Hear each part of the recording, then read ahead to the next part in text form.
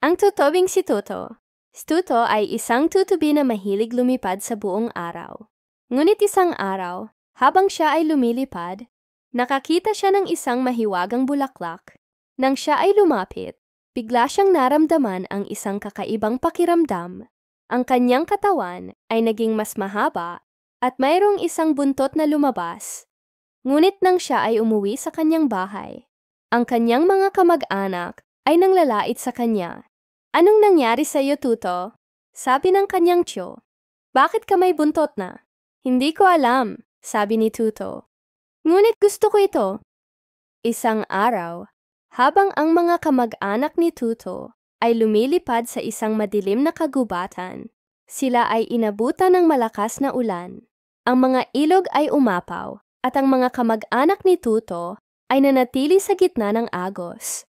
Nang makita ni Tuto ang nangyari, siya ay agad na lumipad patungo sa kanyang mga kamag-anak.